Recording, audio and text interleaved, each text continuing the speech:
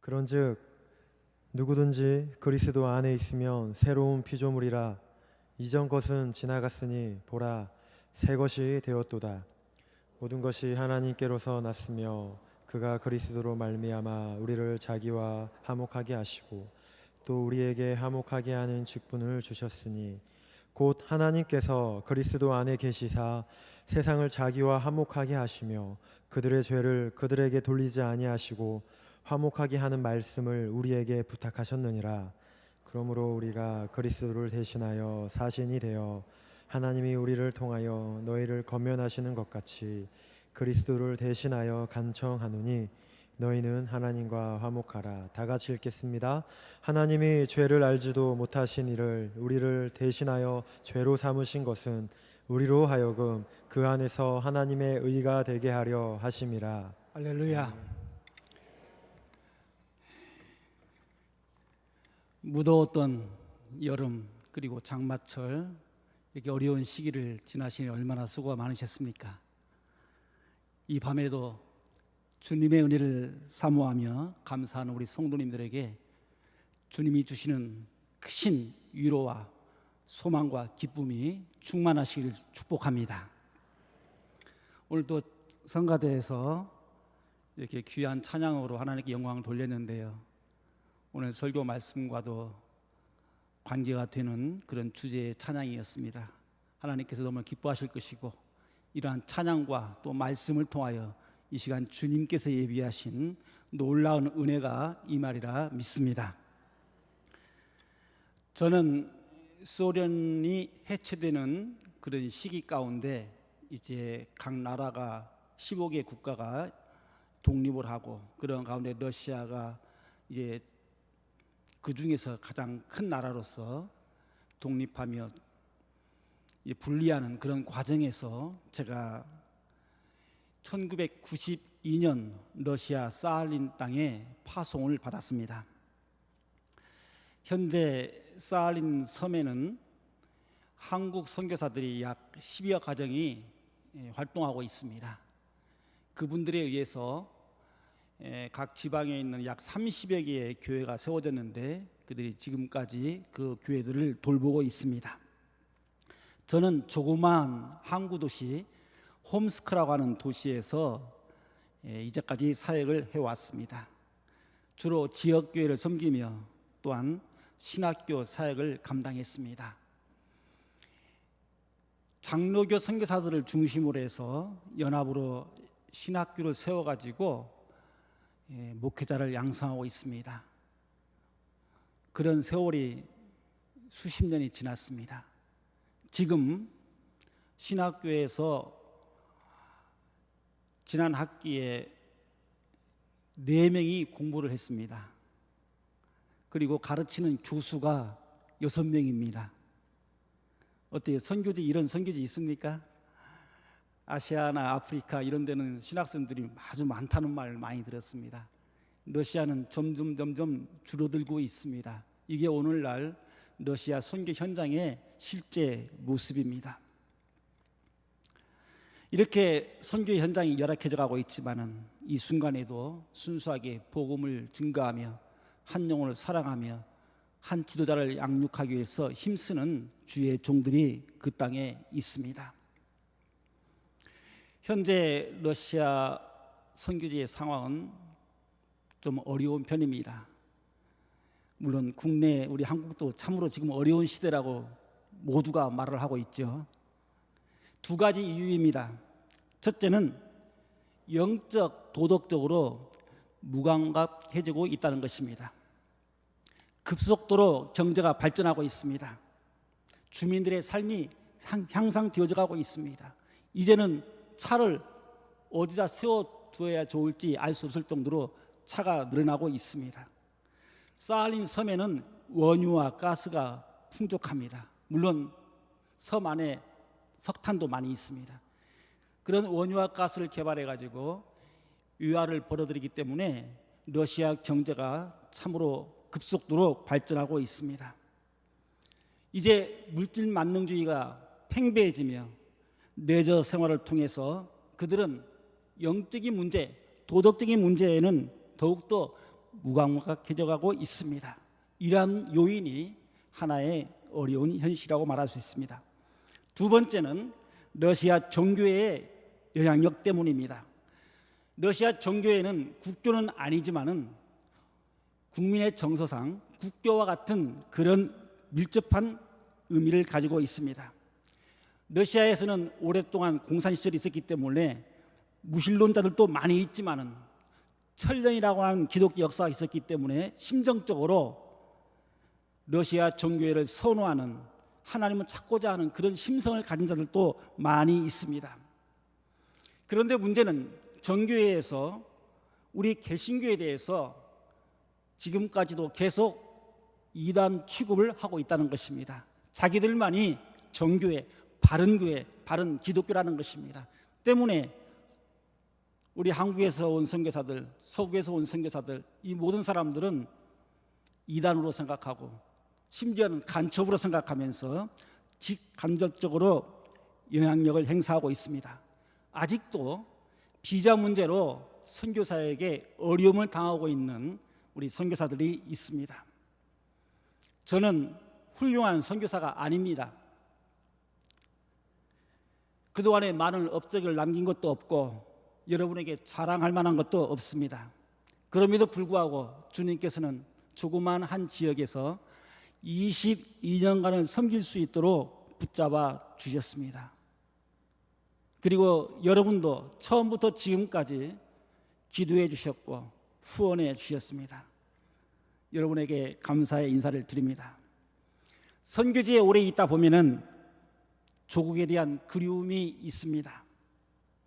사랑하는 가족과 친구들, 고향에 있는 여러 모습들 그립습니다. 저는 전주가 고향이기 때문에 고향만 오면은 마음이 뜨거워집니다. 그리고 본 교회는 저의 모교이기 때문에 이 시간 이 자리에 서 있다는 것 자체가 저 개인적으로는 너무나도 감개무량합니다.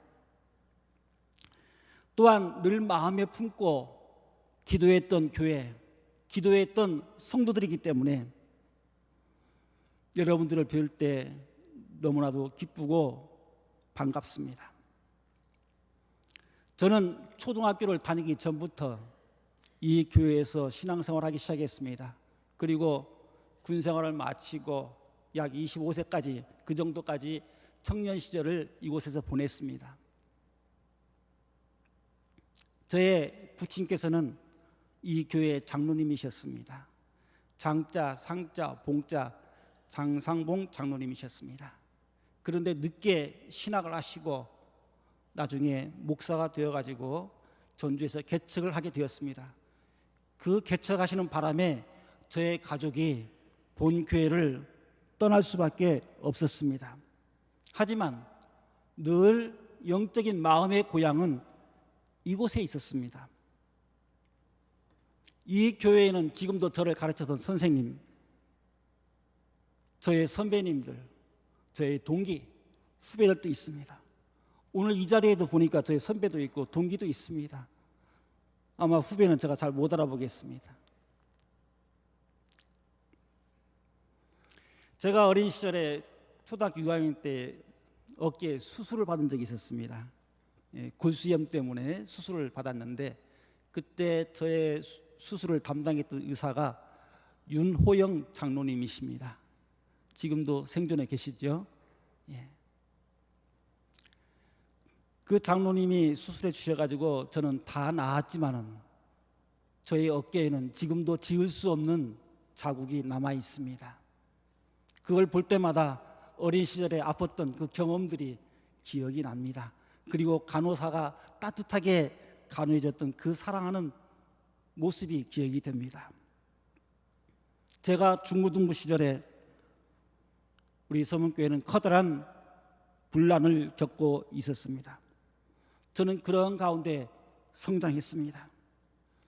도저히 강단에서 벌어져서는 안 될 불미스러운 부끄러운 일들이 많이 있었습니다. 그걸 보고 수년 동안 바라보면서 성장했습니다. 어린 나이에 판단력도 흐리고 어른들의 모습을 보면서 의미 없이 교회를 다녔습니다. 그러나 한 가지 제가 느낀 것은 하나님의 성전에서 하나님의 성전이 짓밟히는 일들은 없어야 되겠구나. 교회의 분쟁을 통해서 사회에 나가서 법정으로 해결하는 이런 일들은 없어야 되겠다. 이걸 저는 그 당시에 많이 깨달았습니다. 그리고 제 마음에는 꼭 그렇게 하고 싶었습니다.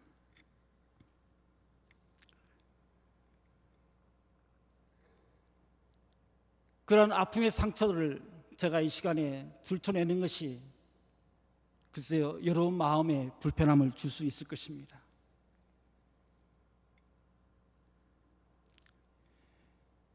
하지만은 제 어깨에 상처를 지울 수 없듯이 우리는 성공의 역사도 실패의 역사도 우리는 역사 가운데 남아있고 우리는 그 역사를 통하여 우리의 삶의 자취를 뒤돌아보면서 좀 더 하나님 앞에 가까이 나갈 수 있는 것입니다. 폭풍 뒤에 고요함이 찾아오듯이 서문교회는 수십 년간 평안을 유지해 왔습니다. 우리 서은서 목사님 많이 수고하셨죠? 서문교회를 여러 가지 이유로 떠난 자들도 모 교회의 그 평안함에 대해서 늘 감사하며 자긍심을 가지고 살 수 있었습니다. 그런데 수년 전부터 또 불거진 갈등과 분열의 소용돌이 속에 빠지게 되었습니다. 이 시대에 우리 모두의 아픔이 되었고 되고 있습니다. 사랑하는 성도 여러분, 그동안 교회와 자신의 믿음을 지키며 몸부림치시느라 얼마나 많은 마음고생을 하셨습니까? 얼마나 마음에 깊은 아픔, 상처들이 아직도 아물지 않은 그런 상처들이 있습니까? 성도님들의 눈물과 부르짖음에 대해서 주님은 반드시 응답해 주실 것입니다. 이 자리를 빌어 주님의 위로와 자비가 한 분 한 분 속에 풍성하게 임하시기를 주님의 이름으로 축원합니다. 저와 같이 멀리 있는 자는 삼자에 속합니다. 직접적인 갈등도 아픔도 이 안에서 겪지 않았기 때문입니다. 하지만 어느 정도 멀리 떨어져 있지만 공감할 수 있습니다.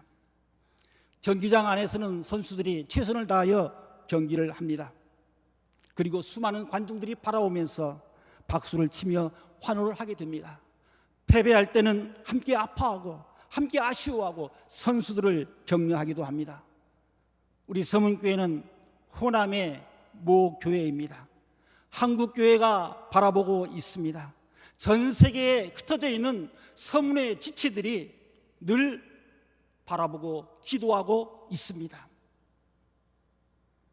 그들도 여러분을 생각하며 이 서문 동산을 생각하며 함께 기뻐하고 함께 아파하고 있는 것입니다. 주님은 어떠하실까요? 불꽃 같은 눈동자로 어제도 오늘도 이 순간에도 날마다 살피며 보고 계실 것입니다. 주님은 지금도 자비로운 마음으로 서문의 공동체를 바라보시면서 변함없이 여러분 곁에 계십니다. 그리고 이 시간에도 여러분의 손을 꼭 잡고 위로하고 계시는 것입니다. 주님이 원하시는 메시지는 무엇일까요? 저는 이 시간 본문을 통하여 화목하게 하는 직분이라는 제목으로 잠시 말씀을 전하고자 합니다. 오늘날 우리 사회의 키워드는 화합이라고 생각합니다. 그만큼 갈등의 요소들이 우리의 삶 속에 너무나 깊이 자리를 잡고 쓰디쓴 독소들을 내품고 있다는 것입니다. 누구나 화목한 가정, 화목한 사회를 원하고 있습니다. 하지만 오늘날 우리의 사회는 갈수록 화목하고는 거리가 멀어져 가고 있는 현실입니다. 가정에서의 갈등, 부부 간에, 부자 간에, 형제 간에, 지역 간의 갈등, 노사 간의 갈등, 여야 간의 갈등, 심지어 교단 안에서까지의 갈등, 남북 간의 갈등, 한일 간의 갈등, 세월호 사건까지 우리들 앞에는 풀어야 할 과제들이 너무나도 많이 있습니다. 화목을 저해하는 요소들이 우리의 삶 속에 늘 가까이 존재하고 있습니다. 갈등은 언제 어디서나 누구에게나 발생할 수밖에 없습니다. 다만 갈등의 문제를 어떻게 풀어나가느냐에 따라서 우리의 삶의 질이 결정이 될 것입니다. 늘 다툼과 분노 속에 살 것인가? 아니면 화목을 이루며 행복하게 살 것인가? 이것이 바로 우리의 선택에 달려 있다는 것입니다. 화목은 누구나 원하지만 쉽게 얻어지는 것은 결코 아닙니다. 거기는 남다른 희생과 인내, 사랑이 있어야만 가능한 것입니다. 이러한 이치를 모두가 다 알고 있습니다. 그런데 그럼에도 불구하고 실천하기는 쉽지가 않습니다. 합리적으로 문제 해결을 하기 위해서는 상호 보완적이어야 합니다. 노사 간의 문제도, 남북 간의 문제도, 한일 간의 문제도 우리가 보면 잘 알 수 있습니다. 서로 상대방이 한 발짝씩 물러서 주기를 원하고 있습니다. 그래서 서로 협상을 하고 서로 기싸움을 합니다. 그런데 문제는 풀리지 않고 답답하기만 합니다. 서로 양보하지 않기 때문에 그렇습니다. 그러나 하나님께서 행하신 화목의 방법은 합리적, 상호적이 아닙니다. 일방적입니다. 먼저 자신이 희생을 감수하는 것입니다. 세상과의 방법과는 질적인 차이가 있는 것입니다. 화목을 이루기 위해서 하나님은 어떻게 하셨을까요? 그림 한 장을 보여드리겠습니다. 무엇이 연상됩니까?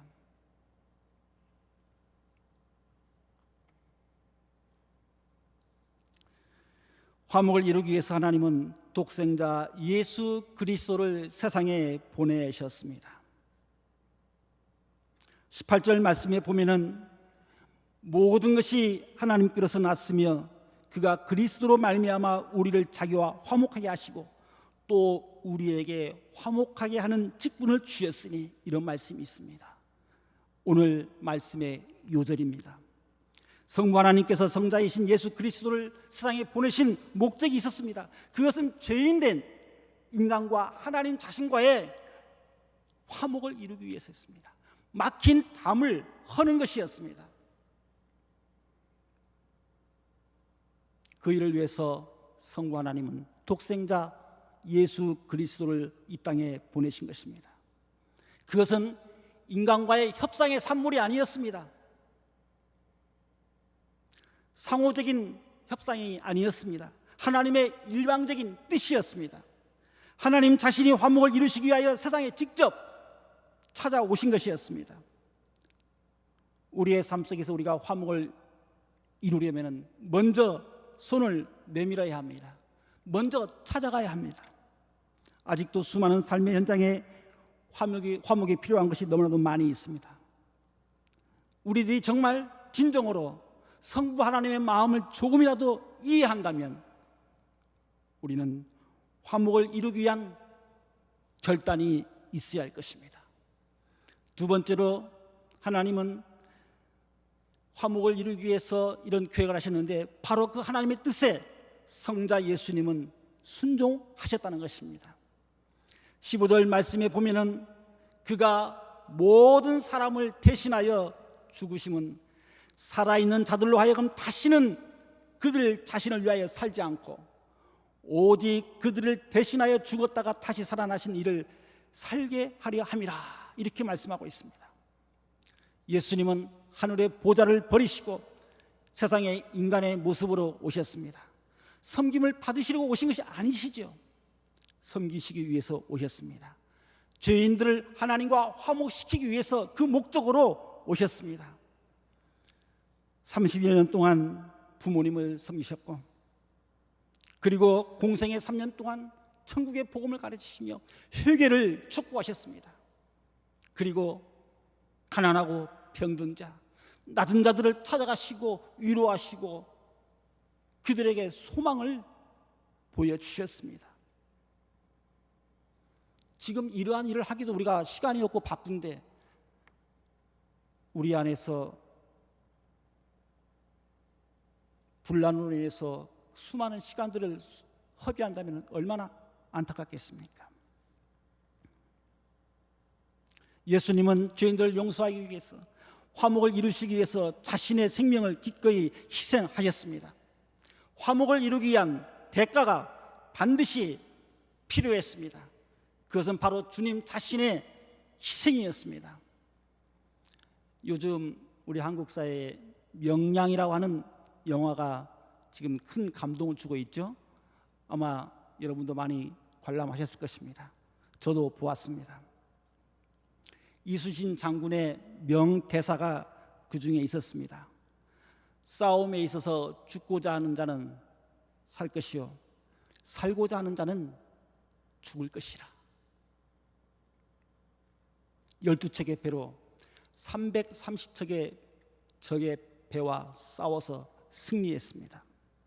그는 1년이 지난 후 노량해전 때 전사하였습니다. 자신의 생명도 내놓을 수 있었던 것은 국민과 나라를 지키고자 하는 애국심이 있었기 때문이었습니다.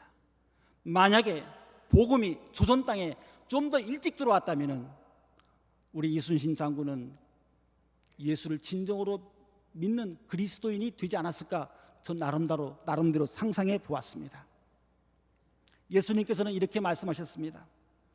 누구든지 제 목숨을 구원하고자 하면 잃을 것이요 누구든지 나를 위하여 제 목숨을 잃으면 찾으리라.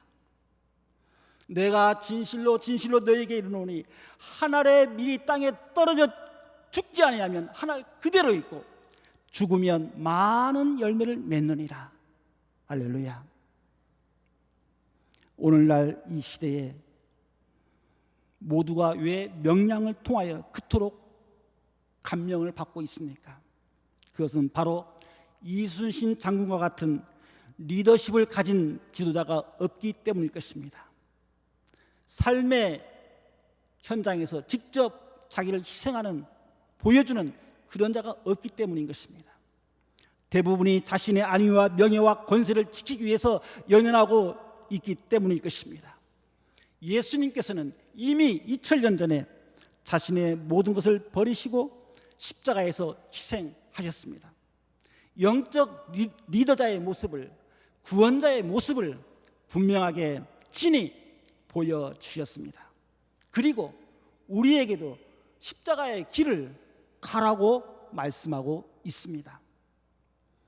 누구든지 나를 따르려거든 자기를 부인하고 자기 십자가를 지고 나를 따를 것이니라. 사랑하는 성도 여러분, 여러분 자신이 부인해야 할 것이 무엇입니까? 지금 버려야 할 것이 무엇입니까? 지금 짊어져야 할 십자가가 무엇입니까? 예수님은 자신이 세상에 오신 목적을 분명히 알고 계셨습니다. 그리고 그 길을 피하지 않으셨습니다.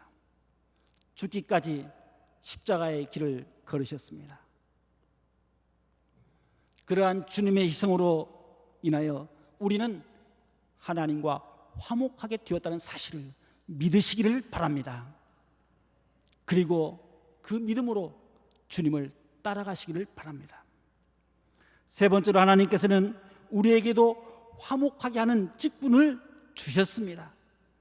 우리 18절을 다시 한번 한 목소리로 같이 읽어보겠습니다. 모든 것이 하나님께로서 났으며 그가 그리스도로 말미암아 우리를 자기와 화목하게 하시고 또 우리에게 화목하게 하는 직분을 주셨으니 19절까지 읽겠습니다. 곧 하나님께서 그리스도 안에 계시사 세상을 자기와 화목하게 하시며 그들의 죄를 그들에게 돌리지 아니하시고 화목하게 하는 말씀을 우리에게 부탁하셨느니라. 아멘. 예수 그리스도를 통하여 세상과 화목을 이루게 하신 하나님께서는 우리에게 화목하게 하는 직분을 주셨습니다. 바울 사도는 고백하기를 하나님이 화목하게 하는 말씀을 우리에게 부탁하셨다, 이렇게 말했습니다. 하나님이 원하시는 것이 무엇인가를 바울은 알고 있었습니다. 더 나아가 바울은 말하기를 우리가 그리스도를 대신하여 사신이 되었다고 고백하였습니다. 사신, 대사입니다. 주님은 오늘 또 여러분들을 평화의 사도로 삶의 현장에 보내시기를 원하십니다. 여러분들은 여러분의 가정에, 여러분의 직장에, 삶의 현장에 화목의 사도로 파송받은 자들입니다. 그것은 우리가 이 땅에서 살아감에 있어서의 삶의 목적이 되는 것입니다. 평화의 사도, 화목의 사도가 되기 위해서는 먼저 하나님과 늘 화목을 유지해야 할 것입니다. 선교지에서 제가 섬기고 있는 교회의 금년 표어가 화목하게 살자입니다. 저희 교회는 성도 수가 많지 않습니다. 러시아인들도 있고 그 땅에 사는 우리 한인들도 있습니다. 함께 주님을 섬기고 있습니다. 그런데 별로 많지도 않음에도 불구하고 때로는 교회 안에서 불협 화음이 들려올 때가 종종 있습니다. 좀 더 참으면 되는데, 좀 더 말 한 번 쉬면 되는데, 좀 더 이해하면 되는데 잘 안 됩니다. 가족끼리도 불화하는 가정들이 많이 있습니다. 러시아의 이혼은 통계를 낼 수가 없습니다. 재혼, 삼혼, 사혼, 나중에는 신고를 하지 않고 아예 살아버립니다. 그리고 마음대로 헤어집니다. 물론 이웃끼리도 담을 치고 살아가는 자들도 있습니다. 이러한 연유로 인해서 삶 속에서의 전도가 제대로 이루어지겠습니까? 그리스도인들의 삶의 궁극적인 목적은 바로 화목을 이루는 것입니다. 그것이 바로 하나님을 기쁘시게 하는 것이고 하나님의 영광을 드러내는 것입니다. 화목하기 위해서는 첫째는 하나님과 화목해야 할 것입니다. 그 화목은 이미 주님께서 이루어 주셨습니다. 우리가 그 화목을 누리면 되는 것입니다. 둘째는 자신과 화목해야 됩니다. 셋째는 바로 우리의 이웃과 화목해야 합니다. 이 세 가지는 서로 유기적인 관계가 있습니다. 셋 중에 한 가지만 무너져도 진정한 화목을 이룰 수가 없습니다. 여러분의 삶은 어떠하십니까? 하나님과 화목하기 위해서는 죄의 문제를 해결해야겠죠.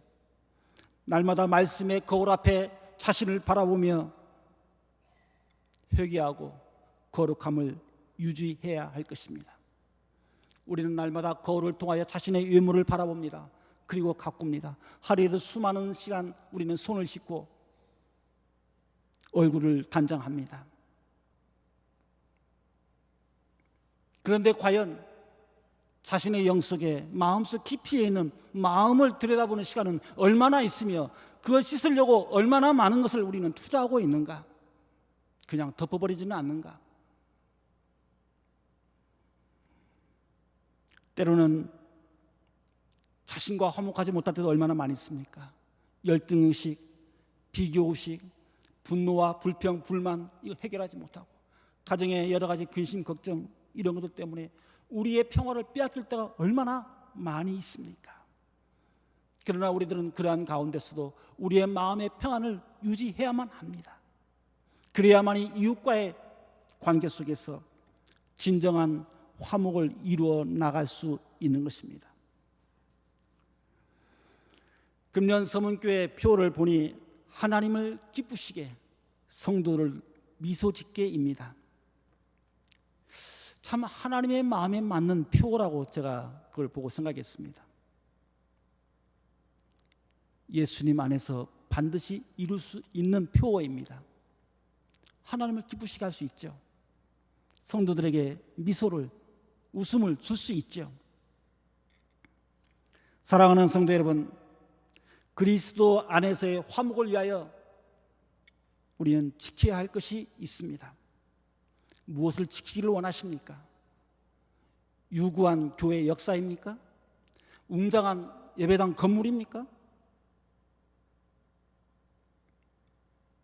아니, 그보다는 우리 자신의 믿음을 지켜야 할 것입니다.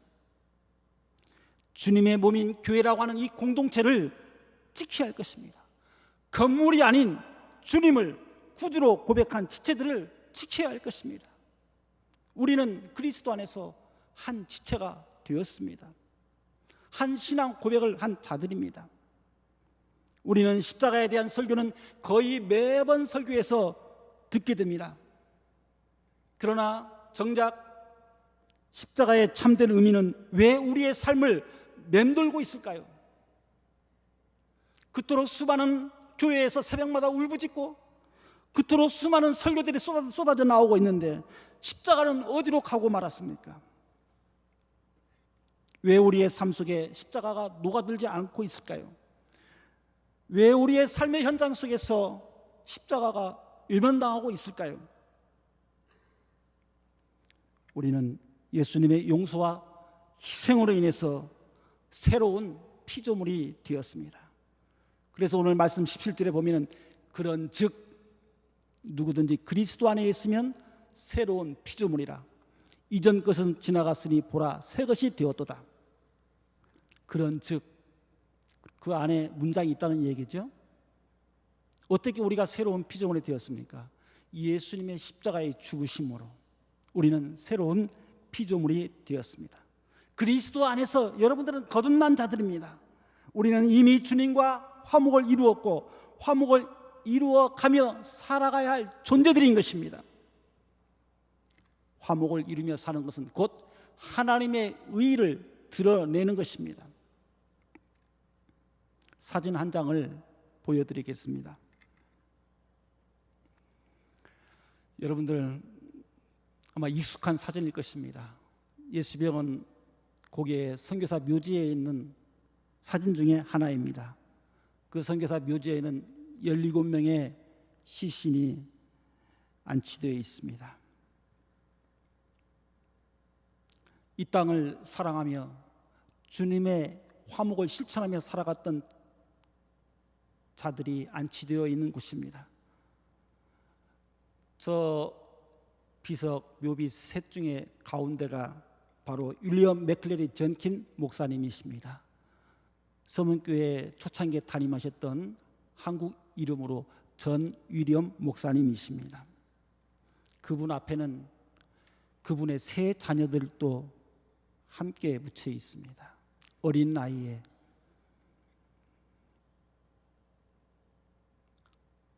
부모를 따라서 이 땅에 와가지고 이 땅에 한 줌의 흙이 되었습니다.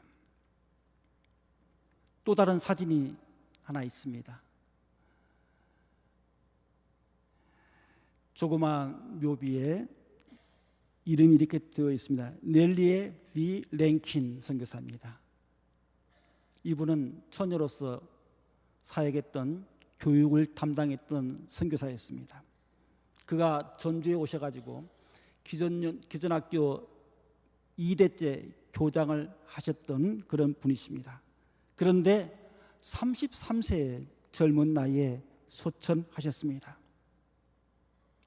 아직 꽃 피울 나이인데 이 땅에 와서 복음사에 가다가 그만 주님의 부름을 받고 말았습니다. 그의 묘비에 보일 듯 말 듯 성구가 적혀 있습니다. 저가 죽었으나 그 믿음으로써 오히려 말하노니라. 히브리서 11장에 있는 말씀입니다.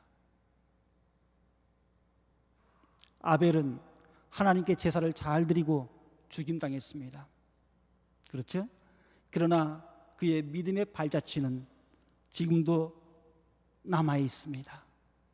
랭킨 선교사는 33세의 젊은 나이에 이 땅에 흙이 되었지만은 저가 죽었으나 그 믿음으로써 지금도 우리에게 말하고 있는 것입니다. 우리의 인생은 오래 사는 것이 결코 중요한 것이 아닙니다. 어떻게 사느냐가 더 중요한 것입니다.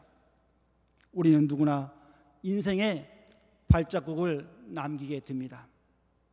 사랑하는 성도 여러분, 어떠한 발자국을 남기기를 원하십니까?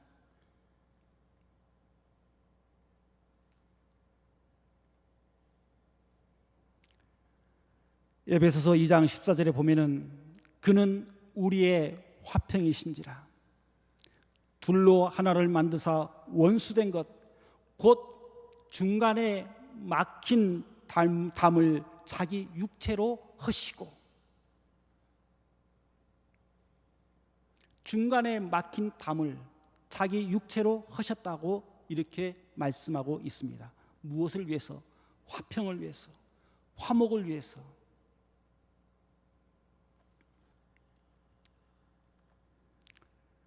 주님은 막힌 담을 직접 허무시고 우리에게도 그 사명을 맡겨주셨습니다. 모두가 피스메이커가 되어야 할 것입니다. 평화를, 화목을 만들어가는 자는 주님의 제자입니다.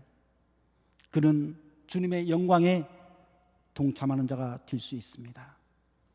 피스메이커는 이 시대의 삶의 현장마다, 여러분의 가정마다, 구석구석마다 필요한 자들입니다. 이 교회에도 필요합니다. 다른 사람이 이 교회에 화평을 안겨다 주기를 바라지 마십시오. 또한 절대로 방관자가 되지 마십시오. 바로 여러분 자신이 주인공이 되어 주십시오. 그리고 화평을 위하여 작은 일부터 실천하십시오. 이 교회를 떠난 지체들을 위하여 기도해 주십시오. 용서하는 마음을 품으십시오. 그리고 함께 아파하십시오. 따뜻한 마음으로, 따뜻한 시선으로 맞이해 주십시오. 아니, 찾아가 주십시오. 화목을 위해서 손을 펴십시오. 세상에 오신 주님을 생각한다면 여러분도 얼마든지 평화의 사도가 될 수 있습니다. 주님은 여러분 자신에게 화목하게 하는 직분을 주셨습니다. 화목은 우리의 생명 다하는 그날까지 이루어 나가야 할 위대한 사명인 것입니다. 주님의 화목을 진정으로 실천하면서 주님께 영광을 돌리며 살아가는 성도님들이 되시기를 주님의 이름으로 축원합니다. 아멘. 기도하겠습니다.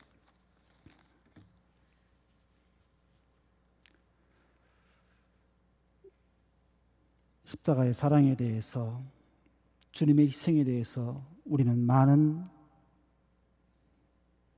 설교를 들었고 내용을 알고 있습니다.